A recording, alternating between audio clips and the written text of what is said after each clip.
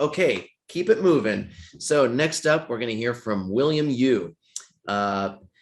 Representation is more than being visible. It's a powerful tool that can spark cross-cultural dialogue and relationship building. In this talk, Korean-American screenwriter, creative strategist, and Asian American advocate, William Yu, delves into what the uptick in the AAPI film and TV representation has done for the community and what remains to be done in order to create the cross-cultural bridges that will lead to healing. Now, this talk will be moderated by our very own Zara Chaudhary. She is our global DEI strategist and trainer at Power to Fly, who I have also had the pleasure of get some training from. So I'm very excited for this talk, and I'll hand it over to you. Thanks so much.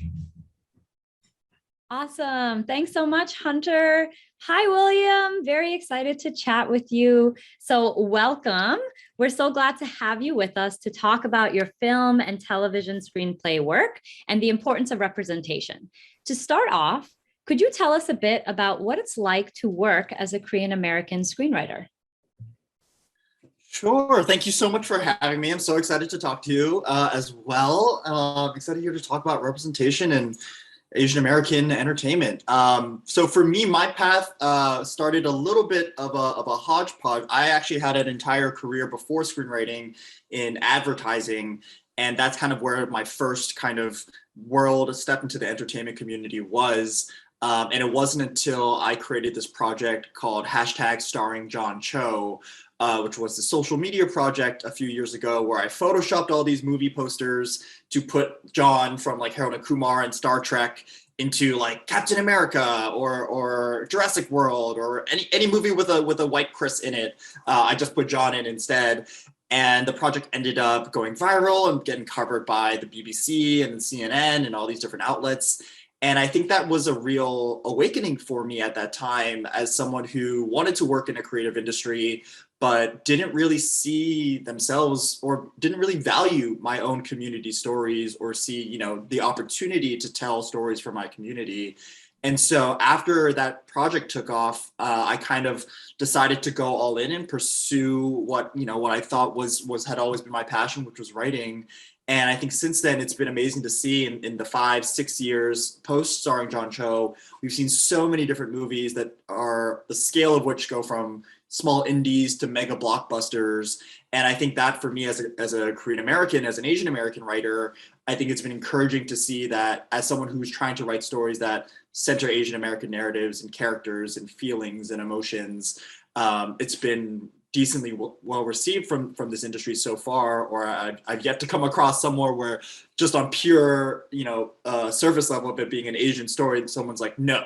And I think that is something that's different from 5-10 years ago. So it's encouraging. It's encouraging to see and to continue this journey as a screenwriter and to keep creating and trying to tell the stories and be the change that I really, I do want to see. I love that, William. Also, side note, I saw those posters. They were great. I thought it really sparked a lot of necessary conversations, so that just makes me even more excited to continue chatting with you a little bit more about your work. So as someone who is, does identify as Asian American, I would love to hear your thoughts on how the recent sort of increased representation of Asians in film and television, such as Crazy Rich Asians or Always Be My Maybe, has really impacted the AAPI community. I think it's a really exciting time. I think when you see these big rallying points of films that are coming out, and even just the rate in which they're coming out, which, I think when I was a kid, there was no Crazy Rich Asians or Always Be My Maybe. And if there were, it would be a very small film, or it would come out once every decade or something like that. And so I think it's undeniable that there's been a lot of progress in the last few years just by seeing all these products that exist in the marketplace for us to interact with and engage with, which is awesome. I think, one thing that I always kind of tell myself and keep telling myself is that when we see all these, these moments when, let's say, when like Crazy Rich Asians comes out, or when like Shang-Chi comes out, or even when like Parasite, gets wins at the Oscars, I think oftentimes, there's a certain reaction from other communities that, or even within the Asian community itself, that can sometimes lend on the side of like, okay, great, you've got your big thing, you've got your nice win, is that enough for you? Have you hit the ceiling at that point? And I think what's so exciting about the time that we're living in is that all of these big wins, to me, represent really just the start of where we want to go eventually. And I think, then that we're really at kind of ground zero of what will become hopefully a huge mammoth entity of Asian American storytelling and Asian storytelling, because all these things are just cracking open new conversations that we get to have as a result of the success or the depth of these types of films. And I think that's something where it's great to see all that progress in the last few years, but also so encouraging because, man, there's only going to be more complexity, more vulnerability, more openness to the discussions that I think our communities need to have internally, but also with other communities as well. So I think it's a really interesting time to see all these stories impacting the community at large. Yeah, I love even just like what you named about, we're making so much progress and there's still so much more to be made, so like I love that you named that. And yeah, I think like that I wholeheartedly agree with that. I'm excited to kind of see what continues to happen, especially around representation in the industry. So on the flip side, how do you feel Asian representation in film and television still falls short?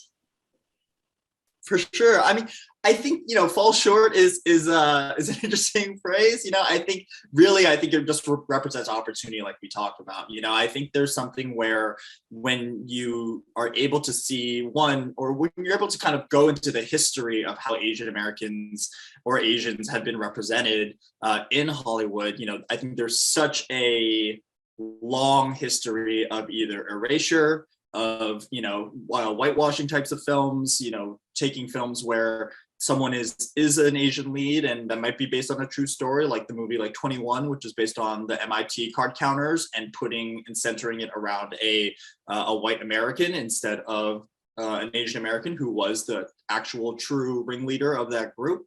I think there's always consistently ways in which the industry has kind of skirted around this perception that Asians or Asian Americans aren't bankable, are not the type of lead, or not the right person to anchor a franchise around. And, I think that was what Starring John Cho was trying to address, is that, hey, actually, one, there are studies that demonstrate that films that are more diverse actually do better at the box office and are better returns on investment than films that are less diverse. And also that there are, this was pre-Crazy Rich Asians, this is pre-Walking Dead almost, or Steven Yeun. So like John Cho is someone that actually checks off many boxes in being able to carry that role. And maybe one of the big reasons why we haven't is that, people have their different biases and prejudices. Mm-hmm. I think as we see it unfolding now, I think what's exciting is that when we see things that fall short, or maybe don't go to the depth of representation that we want it to, there are more storytellers and more chances that we're getting, and more ways in which we can try, fail, succeed to tell the story of Asian representation. And I think that's something where one of the biggest things that I think is always a helpful mindset to have right now is that no one movie is going to encapsulate the entire experience of being an Asian person. It can't. You only got 2 hours. You only got so much to do. And so I think, just calling that out for what it is right off the bat, I think makes me really excited, because that just means there are more chances we can go in depth. And so when we talk about, how Asians, the distinction between an Asian or an Asian American story, I think that's something we're starting to unpack a little bit more now. How do Asian communities within ourselves acknowledge our own biases, acknowledge our own things that we have, our own hatred, our own vulnerabilities, our own fears, in a way that feels like growth, and it feels a way that we can, become and reach out to other communities in helpful ways. And so I think, and how do we address things like colorism in our community? How do we address things like the LGBT community in our community, and other communities beyond that? And so I think where really, I think it all centers around is that there's just so much more storytelling left to do. And I think hopefully, for me, what's always kind of been a guiding light is trying to write things with a sense of empathy. And really the whole point of all of this has been to create these things, is to show our humanity and to demonstrate that, hey, you know, we have so much in common with you, or we may have differences that we need to talk about. We need to raise these questions and spark these conversations, because that's the way that we grow as a people, or with each other in the future. Yeah. Oh my gosh, William, you touched on like so many different pieces. So like, you know, I'm on the DEIB team at Power to Fly. These are always like things that we talk about, and you touched on so many like key concepts, right? Like biases and stereotypes and assumptions and representation, like all these different things. So, I mean, just thank you for bringing all of that into the space as well. We can't have a conversation about like representation within the industry without sort of like acknowledging all these other pieces that really shape it. So I just want to, you know, thank you for sort of opening up, expanding the conversation, if you will. But my next question for you is kind of a little bit around what you were just talking about, and thinking about what is the connection between representation and cross-cultural dialogue. And we know that we've been seeing sort of an increase in anti-Asian hate crimes, especially during the pandemic. Like, do you think this cross-cultural dialogue could be part of almost like the antidote to these anti-Asian hate crimes that have been happening? For sure. I think it's always tough in that when a big movie comes out, right? And I think we kind of assume that if you see a massive scale film that stars Asian faces, that somehow that's going to switch the light bulb for everyone to treat that community better, or that, you know, there's going to be all of a sudden this immediate understanding that, oh, okay, great, like we now see that group and that group is seen, and now everything's all right and good in the world. And I think, you know, maybe I'm just too cynical or too much of a realist to think that, you know, film and TV and media does play such an important role in our lives. It definitely encourages us to see ourselves in different roles, and to be able to, you know, push ourselves and the people that we love and the people that we care about to reach out to one another. And so I think the key part of the phrase in which you mentioned is really being part of the antidote, and really trying to, I think media is often a great starting point to a lot of those deeper conversations that we need to have, and kind of letting us reflect a little bit about what we care about, and do other people, whether in our community or outside community, also care about those things. And I think oftentimes that can be that initial bridge, or that initial excuse to talk to someone about a certain subject, and in a way that might start off from just like, hey, I love this movie, but then when we start to unpack it a little bit more and a little bit deeper, you start to realize that there are some other, you know, human traits that we can kind of talk to one another about. And I think that's something that even when you have films that might be exclusively an Asian American story, you know, I think of right now, like movies like Minari, or even like right now, which came out, which is like Everything Everywhere All at Once. Like, even though they have characters from other communities, it's essentially about, for Everything Everywhere, a Chinese American family, and for Minari, a Korean American family. But I think there's so much humanity you can see in your stories that if you're from any community, you can relate to that. And then there are other movies which I think are purposefully trying to connect communities.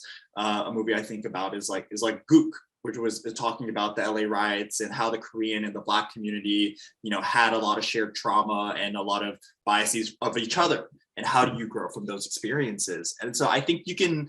What's so powerful about film is depending on the story that you want to tell, you can either address something head on, or you can let it simply stand on its own piece and say, just observe us, watch us live, and see the ways in which we are existing. And sometimes that alone, just taking up that space, can also be enough. But I really do hope that when we see more of these stories, more people will be able to kind of make that connection before they're able to take an action against somebody, and we're able to kind of share a little bit more with each other. And that's not going to be easy, and that it always won't turn into a great conversation, but I think it's important that we at least have that conversation first off. Yeah. Yeah. And even what you were just talking about in terms of space, like a lot of times, like AAPI folks have not been given the permission to take up space to kind of share our stories. So I love that you also kind of named that here as well. I think that concept of space is really important. So I would love to shift the conversation a little bit and hear more about your short film, Good Boy, and how its themes really play a role in the accurate representation of Asians within media. Sure, yeah. And one thing that just made me think about as you were talking about this idea of taking up space as well, is that I think so much is just to ramble for a little bit is also this idea that I think so often, especially and I felt this way too growing up. And, I was someone I was born in Philadelphia. I lived in Hong Kong I moved there when I was 5. I lived there for 7 years. I moved to Boston and then lived there from like middle school, high school, college. And so, I've been in places where I'm the majority. I've been in places where I'm the minority. And I think oftentimes, as an Asian American person, you're always looking for permission. You're always looking for someone to give you the green light to do the right thing the best way, where you're checking all your boxes and you're going for the A+, and everyone you're acting with a sense of feeling burdened because there's so much baggage that you're coming with, either from parents or culture or what have you. And I think oftentimes, this mindset shift that I think that we're seeing in the past few years is not always in the sense of asking for permission or having to do things the exact right way, but just going for it and seeing what happens and almost demanding and having the audacity to demand equality and to demand your space and to say, I have as much value to take up the space as anyone else does. So I should be here. I absolutely have the right to be here. And I think that's what's kind of been in the DNA in the last few years. That's so exciting to see that I think I never really experienced as a kid, where now it's a little bit more of like, hey, like, no, I can just take charge and throw some things on the wall, and it's just as valuable as anyone else throwing things on the wall. So let's go for it and let's try it. And I think that's something I think, always, I think every day as I'm writing, I'm kind of trying to remind myself in those tough times when you're writing, how do you keep pushing through? And it's like, well, I need to take up this space, because if someone else, someone else might be also. And so and we should all be empowered to tell our story in that way. So that's just my thought about taking up space. No, I love that. I'm glad that you responded. That's great. I love sort of hearing your thoughts on that. Yeah, I mean, it's an exciting time. And, I think with the stuff that I'm working on and with Good Boy, Good Boy is such a personal project to me. So just to start off, so Good Boy, I originally started as a script that I wrote, which is a half-hour dramedy about a young KoreanAmerican designer who works at a sneaker shop. And he has dreams of starting his own streetwear brand. And he has to go through various different cultural contradictions, family dysfunctions, as he figures out, what his true voice is and whether, this whole culture is really worth the hype for him. And, that was a project that it's deeply personal and based off of hard conversations that I've had with my family and the people that I love and the people that I care about. And it's loosely based on my time working at a sneaker shop in Boston. But I was fortunate enough to have Good Boy be selected as part of a Sundance Lab, and so we workshopped it through the Sundance Film Festival, and they've supported it throughout my career so far. And recently we shot a short film proof of concept version of the pilot, about 15 minutes.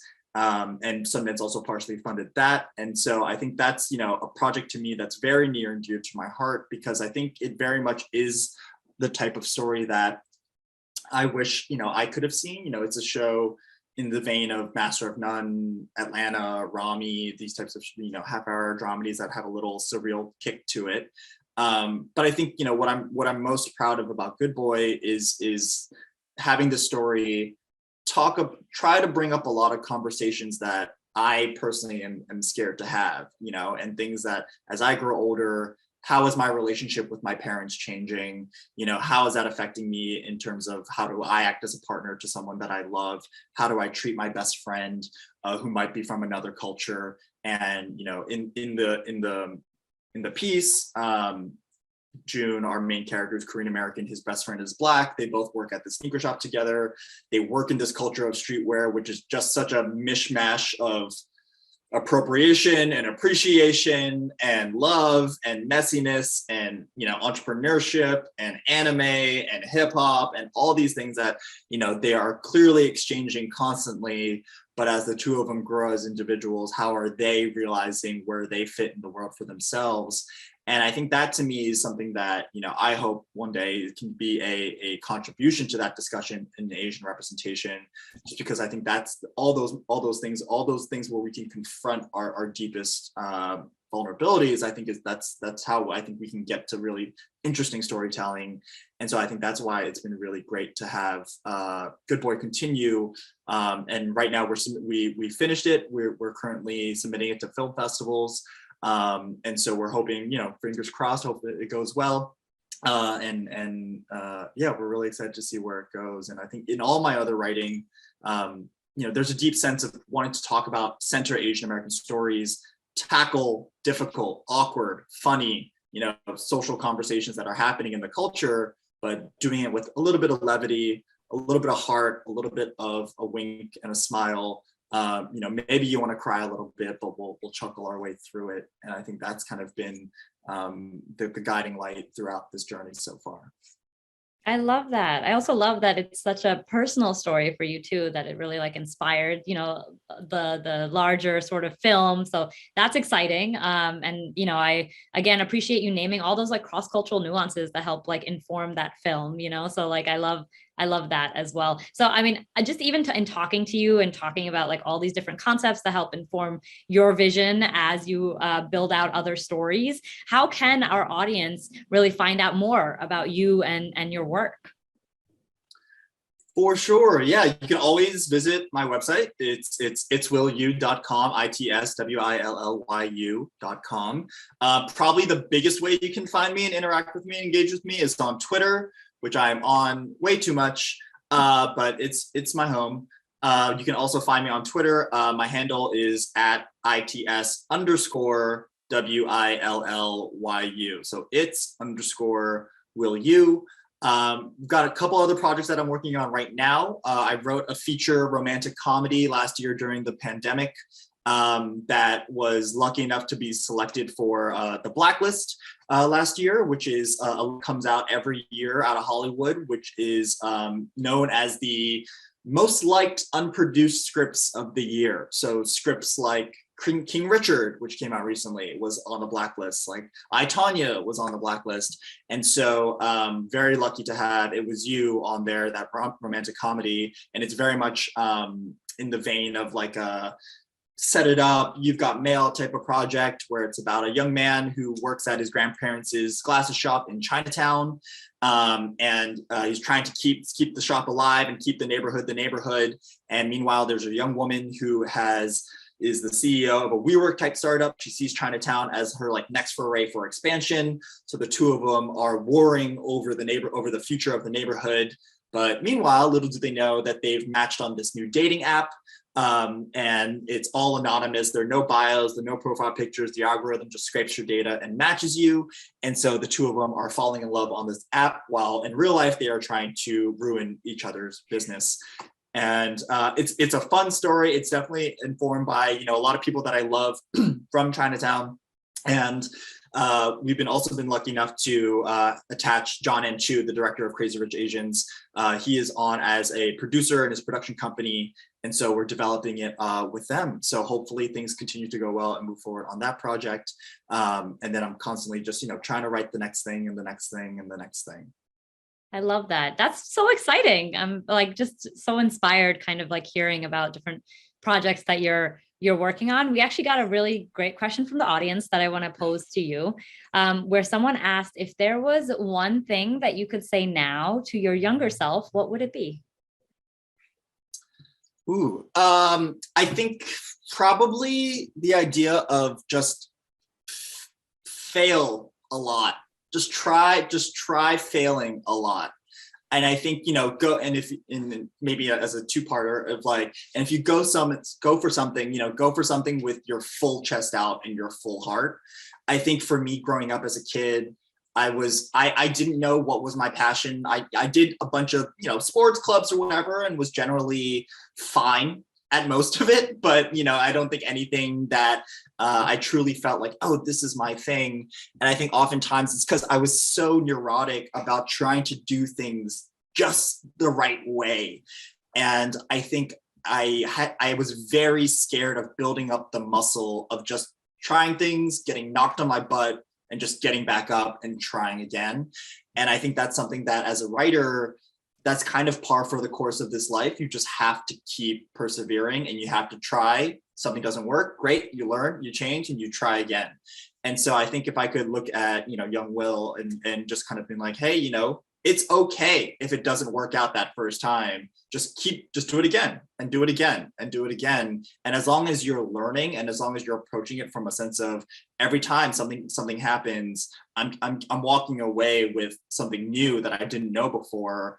I think that has been so valuable on this journey. And I think it took me, 30 years to figure that out, that actually especially in the creative industry, like that's the name of the game, is just to keep trying and seeing where something works, where you like something, where you don't like something.